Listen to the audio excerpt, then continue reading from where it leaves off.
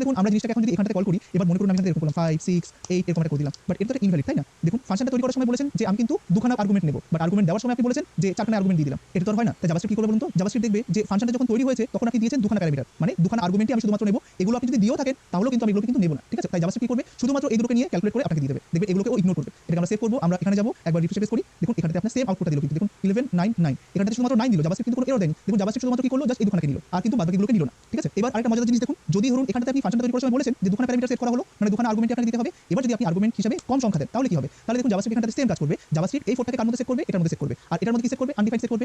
এবার করার পরে জাভাস্ক্রিপ্ট এখানে আসবে, আসার পর কি করবে? একটা নাম্বারের সঙ্গে একটা আনডিফাইন্ড কে ও প্লাস করার চেষ্টা করছে। অর্থাৎ এখানটাতে একটা কি আনওয়ান্টেড জিনিস হচ্ছে। এবার জাভাস্ক্রিপ্টের কাছে আনওয়ান্টেড জিনিস মানে কি? নেন, অর্থাৎ নট এ নাম্বার। দেখুন জাভাস্ক্রিপ্ট সেটাই আপনাকে আউটপুট দেবে। আমরা এই সমস্ত বিষয়গুলো নিয়ে প্রাথমিক পর্যায়ে বা প্রথমের দিকে কিন্তু আলোচনা করেছিলাম যে নেন জাভাস্ক্রিপ্ট কখন রিটার্ন করে। তো দেখুন আমরা এটাকে সেভ করব, আমরা এখানটাতে যাব, যাওয়ার পরে একবার রিফ্রেশ পেজ করি। দেখুন জাভাস্ক্রিপ্ট আপনাকে নেন দিল, দেখেছেন? এইগুলোকে বলা হয় আনএক্সপেক্টেড রেজাল্ট। দেখুন জাভাস্ক্রিপ্ট এখানটাতে